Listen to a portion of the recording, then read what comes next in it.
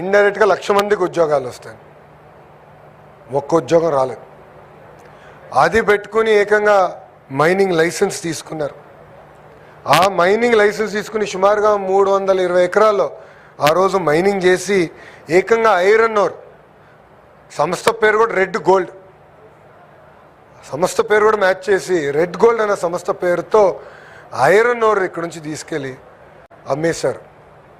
దాంతో విపరీతంగా ఆనాడు ఇది మీరు ఇటు పక్కన గాలి జనార్దన్ రెడ్డి గారు, ఇంకో పక్కన జగన్మోహన్ రెడ్డి గారు, వీళ్ళిద్దరికి ఆదాయం వచ్చింది తప్ప కడప జిల్లాకి చెందిన నిరుద్యోగ యువకులకి ఒక్క ఉద్యోగం కూడా రాని పరిస్థితి. ఇంతేకాదు, మీరందరూ ప్రజలందరూ ఒక విషయం ఆలోచించాలి. 2017లో ఆనాడు పెనుగొండ నియోజకవర్గంలో ప్రజలందరికీ పిలిపించి ఒక 1000 ఎకరాలు ఇవ్వండి. కేవలం కియానే కాదు, కేవలం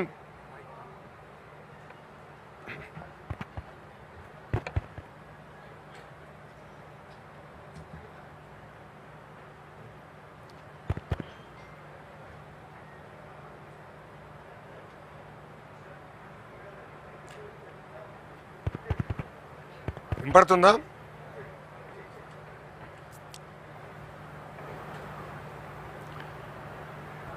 కేవలం కియానే కాదు, కియా అనుబంధ విభాగాలు కూడా మేము తీసుకొస్తాం.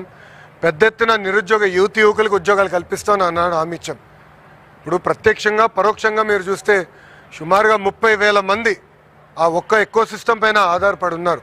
అది ఈ కూటమి ప్రభుత్వానికి ఉన్న చిత్తశుద్ధి. 2019 నుంచి 24 వరకు మీరు చూసారు వాళ్ళు ఎట్లా బెదిరించారు. కియా యజమాని బెదిరించారు. దాల్మియా సిమెంట్కి ఏకంగా నోటీస్ పంపించి ఫ్యాక్టరీ మూసేయండి అని చెప్పారు. కారణం ఏంటంటే వాళ్ళు అడిగింది వీళ్ళు ఇవ్వలేదని. అంటే అడుగడుగున పారిశ్రామికవేత్తలు ఇబ్బంది పెడతాం, వాళ్ళ దగ్గర డబ్బులు తీసుకుందాం, అప్పుడు ఫ్యాక్టరీ నడినిద్దాం, లేదంటే ఫ్యాక్టరీ మూసేద్దాం అనే ఆలోచన వాళ్ళకు ఉండేది. 5 సంవత్సరాలు యువతకు ఒక్కరికి ఉద్యోగం రాలే, అనేక ఇబ్బందులు ఎదుర్కొన్నారు.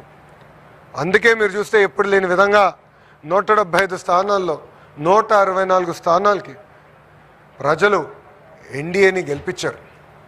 అంటే మా పైన ఎంత ఆశలతో గెలిపించారు అనేది ఇది ఒక ఉదాహరణ. అందుకే మీరు చూస్తే ఒక పక్కన గౌరవ ముఖ్యమంత్రి గారు, ఇంకో పక్కన మా ఇండస్ట్రీస్ మార్చులు టీజీ భరత్ గారు, ఐటీ మంత్రిగా నేను, ముగ్గురం కలిసికట్టుగా పనిచేసి ఎప్పుడు లేని విధంగా ఆంధ్ర రాష్ట్రానికి పెద్ద ఎత్తున పెట్టుబడులు తీసుకొస్తున్నాం. మా నినాదం ఒకటే, ఒకే రాష్ట్రం ఒకే రాజధాని, కానీ అభివృద్ధి వికేంద్రీకరణ. అభివృద్ధి వికేంద్రీకరణ అనేది ఈరోజు కొత్తగా మేము చెప్పింది కాదు.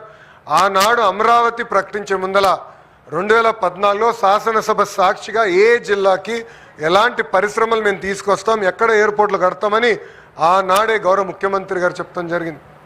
ఈరోజు ప్రజలందరూ గమనించాలి, పెద్ద ఎత్తున పరిశ్రమలు వస్తున్నాయి.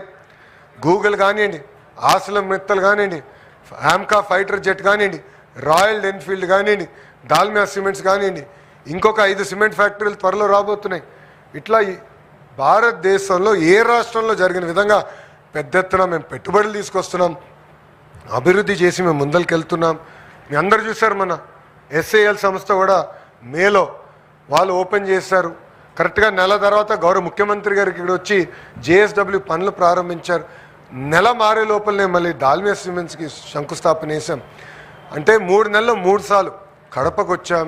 ఇంకో పక్కన మన పుట్టపర్తికి వెళ్ళాం, ఆమ్కాకి శంకుస్థాపన చేశాం.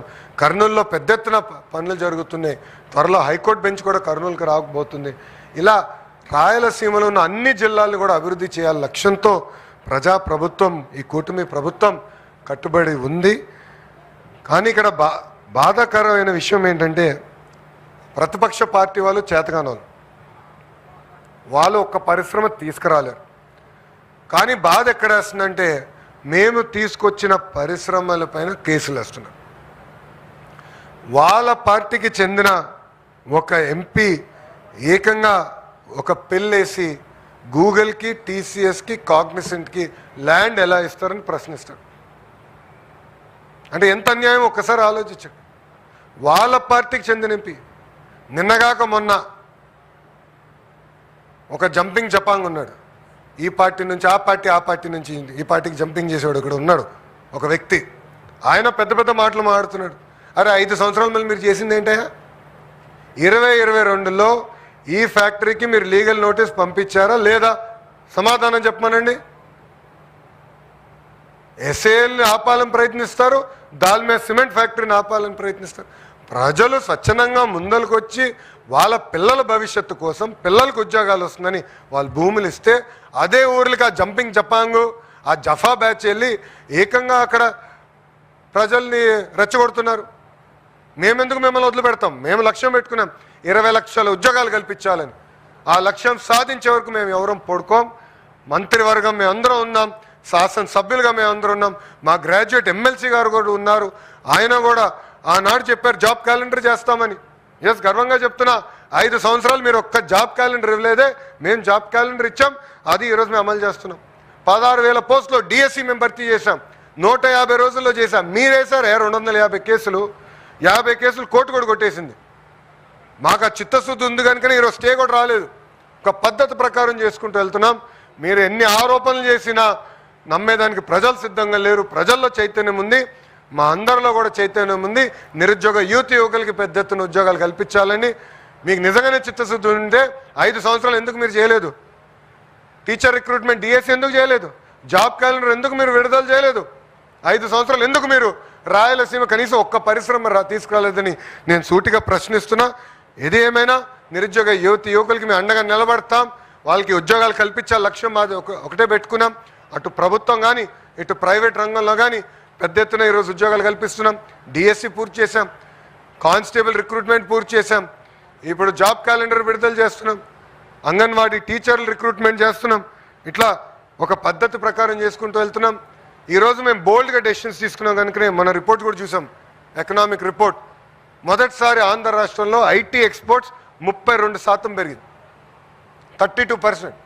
ఎక్కడ లేని ఆంధ్ర రాష్ట్రం ఇప్పుడు సుమారుగా ఈ సంవత్సరం ఆఖరికల్లా 8,000 కోట్లు ఐటీ ఎక్స్పోర్ట్స్కి వస్తాం. ఇంకా చాలా పెరగాలి, ఎందుకంటే ఒక కర్ణాటక 4 లక్షల కోట్ల ఐటీ ఎక్స్పోర్ట్స్ చేస్తుంది, 4 lakh crores. మనం 8,000 కోట్లలో ఉన్నాం. సో ప్రజలందరూ గమనించాలి. ఈరోజు పాలసీ తీసుకొస్తే నిరుద్యోగ యువకులకు ఉద్యోగాలు కల్పించడానికి తీసుకొస్తున్నాం.